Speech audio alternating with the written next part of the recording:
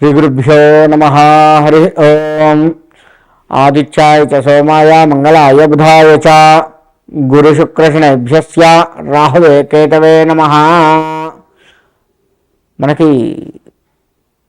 రాశి ఫలములు, ఈ రాశి ఫలాలకు వచ్చేస్తే మన పరిస్థితి ఎట్లా ఉంటుంది ఏంటి, అసలు ఈ నెల గత నెల కంటే కూడా ఈ నెల బాగుందా బాలేదా, గత నెల పడ్డట్టు లేదా గత సంవత్సరం పడ్డట్టు ఇబ్బందులు పడతామా, ఇటువంటివన్నీ కూడాను మనకి ఆలోచన వస్తూ ఉంటుంది. కాబట్టి మరి వీటికి ఏం చేయాలి, ఏ పరిహారం, ఏ రాశి వారు ఏ పరిహారం చేసుకోవచ్చు, అది కూడా అత్యంత తేలికగా పరిహారం చేసుకోవచ్చు. అంటే ఏదో పెద్ద పెద్ద హోమాలు పూజలు ఇలా కాకుండా అత్యంత తేలిగ్గా మనకు సామాన్యుడు కూడా చేసుకోగలిగేంత తక్కువ ఖర్చుతో ఉన్నటువంటి పరిహారాలు ఎట్లా చేసుకోవచ్చు ఏమిటి, అవన్నీ కూడా మనం ఇప్పుడు తెలుసుకుంటూ ఉన్నాం. ఎందుకంటే ఈ పరిహారాలు ఎందుకు చేసుకోవాలి అంటే, పరిహారాలు చేసుకోవటం వల్ల మనకి వచ్చేటువంటి లాభం ఏదైతే ఉందో దానికి సుఖంగా అనుభవించేటట్టుగా ఉంటుంది. ఒకవేళ రాసుల్లో మనకి చెడు తగులుతుంది, చెడు కూడా ఏమన్నా సూచిస్తే ఆ చెడుని తప్పించుకోవచ్చు. అందుకోసం పరిహారాలు చేసుకోవాలి.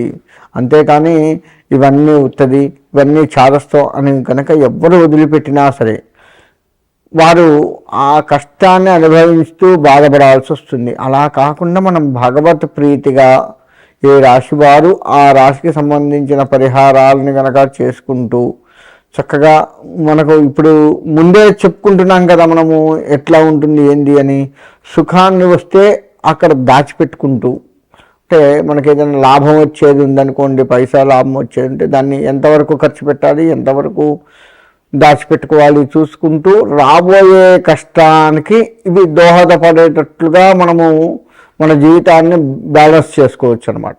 ఆ విధముగా మనం ఈ యొక్క పరిహారాలకి, రాశి ఫలాలు, అసలు ఈ జాతకాలు తెలుసుకోవటము, రాశి ఫలాలు తెలుసుకోవడం, ఇవన్నీ కూడా అందుకే ఉన్నాయి. రాబోయే కష్టాన్ని కొంత ముందుగా తెలుసుకొని దానికి సంబంధించి జాగ్రత్త పడటం కోసమే ఈ రాశి ఫలాలు ఇవి ఉన్నాయి. ఇది ఇందులో అందరివి ఉంటాయి. అంటే ఉద్యోగస్తులు ఉంటుంది, వ్యవసాయం ఉంటుంది, చదువుకునే వాళ్ళకు ఉంటుంది. ఇలా అన్ని రంగాల వాళ్ళు కూడాను ఎలా జీవించాలి, చదువుకునే వాళ్ళకు నష్టం ఏంటండి అంటే గుర్తుండకపోవడం చదివింది. అంతేకాకుండా వాళ్ళు పరీక్ష సమయానికి వచ్చేసరికి భయపడటం చేయటం ఇట్లా చేస్తూ ఉంటారు. వ్యవసాయం అనగానే అక్కడ ఎంత లాభం వస్తుంది, ఇప్పుడు పురుగులు అవి అన్న పట్టి చేసి ఉంటాయా, కోత మంచిగా కాపు వస్తుందా లేదా, ఇలా అన్ని కర్కాటక రాశి, ఈ కర్కాటక రాశి వారికి అష్టమంలో గ్రహాలు అనుకూలంగా లేనందున అనేక కష్టాలు పడుతూ ఉంటారు. ఇంతకు ముందు కంటే ఇప్పుడు కాస్త ఇబ్బందులు పడుతూ ఉండే సూచనలు బాగా కనబడుతున్నాయి. వ్యవసాయం చేసేటువంటి వారికి ఆ వ్యవసాయంలో పొలంలోకి వెళ్ళగానే మనోవ్యాకులత, అంటే మనస్సు అలజడిగా అవుతూ ఉండేది కనపడుతూ ఉంది. అంతేకాకుండా జ్ఞాపక శక్తి ఈ రాశి వారికి తగ్గుతుంది. ప్రతి వారితో ఈ రాశి వారు విరోధం పెట్టుకుంటూ ఉంటారు. ఇక మనకి ఏం కాదులే అని ముందుకు వెళ్తూ ఉన్న సమయంలో ఎదురు దెబ్బలు తగిలే అవకాశం ఉంది. కాబట్టి ఈ మార్చి నెల మొత్తం ఈ రాశి వారు జాగ్రత్త వహిస్తూ ఉండడం మంచిది. మీరు ఖచ్చితంగా నారసింహస్వామికి అభిషేకాలు, అర్చనలు, ప్రదక్షిణ నమస్కారాలు, నరసింహస్వామికి సంబంధించిన స్తోత్రములు ఏదైనా కానీ చదువుకున్నట్లయితే ఇంకా బాగుంటుంది. అంతేకాకుండా ఈ రాశివారు గణపతిని కూడా ఆరాధిస్తే అనుకున్న పనులు ఆటంకాలని కూడా తొలగిపోయే అవకాశం కనపడుతుంది. కాబట్టి ఇద్దరు దేవతలని కూడాను ఆరాధిస్తూ ఉండండి. విద్యార్థులు జ్ఞాపక శక్తి తగ్గి పరీక్షలు రాయాలి అనుకున్న పరీక్ష కాస్త సరిగ్గా రాయలేకపోతూ ఉంటారు. జాగ్రత్త వహించండి. కష్టపడితే కానీ, అధికమైనటువంటి కష్టం పడితే కానీ వీరు గట్టెక్కే సూచనలు కనపడట్లేదు. వ్యవసాయం కూడా ఆ విధంగానే ఉంది. కష్టపడి వ్యవసాయం చేసే పరిస్థితికి వస్తూ ఉంటుంది. ఆ తర్వాత ఉద్యోగము, వీళ్ళకు బదిలీలు అయ్యే అవకాశం కనపడుతుంది. ఉద్యోగాలలో వీరు మనోవ్యాకులతతో బద్ధకంతో ఎక్కువగా ఉంటారు ఈ రాశి వారు. ఉద్యోగస్తులకైతే ఈ విషయం గుర్తుపెట్టుకోండి. మీరు ఇప్పుడు బద్దకించినట్లయితే మీకు వచ్చే ప్రమోషన్ ఆగిపోయే సూచనలు కనపడుతూ ఉన్నాయి. ప్రతి వారు కూడాను తిడతారు. మీ పై అధికారి నుంచి కింద ప్యూన్ వరకు కూడా మిమ్మల్ని కాస్త ఇబ్బంది పెట్టే సూచనలు కనపడుతూ ఉన్నాయి. కాబట్టి ఉద్యోగస్తులు జాగ్రత్త వహించండి. ఇక వ్యాపారాలు లాభాలు వస్తాయి, కానీ అధికమైన ఖర్చులు అయ్యి ఏ రూపాయి ఎక్కడికి పోతుందో కూడా లెక్క రాసేంత పరిస్థితి దొరకదు. అంత ఖర్చులు బాగా కనపడుతూ ఉంటాయి. కాబట్టి కాస్త వ్యాపారస్తులు జాగ్రత్త వహిస్తూ ఉండండి. ఇక సర్క్యులేషన్ అయితే బాగానే ఉంటుంది, కానీ అన్ని రంగాలుగా అన్ని చోట్ల అది కలిసి రాదు, గుర్తుపెట్టుకోండి. ఆ విధంగా జాగ్రత్త వహిస్తూ మెదులుకోండి. మేషం నుంచి మీనం వరకు 12 రాశుల వారు ఎట్టి పరిస్థితుల్లో కూడా ఆదిత్య హృదయ పారాయణం చేసుకోండి. ఆదిత్య హృదయ పారాయణం దేనికయ్యా అంటే శత్రు జయము బాగా పనికొస్తుంది. ఆరోగ్య విషయాలు అందరికీ అనుకూలంగా లేవు. సరే, అనుకూలంగా ఉన్న వాళ్ళు కూడా సూర్యారాధన చేయండి. ప్రతి ఆదివారము కూడాను బెల్లంతో కూడుకున్న పాయసం చేస్తాము. ఆవు పాలతో అన్నం ఉడికించి చక్కగా బెల్లము వేయండి, అంతేకాని పంచదార వేయద్దు. బెల్లము వేసి సూర్యుడికి ప్రత్యక్ష నారాయణుడు మనకు కనపడుతూ ఉంటాడు. సూర్యభగవానుడు ప్రత్యక్షంగా సూర్యుడికి నివేదన పెట్టండి.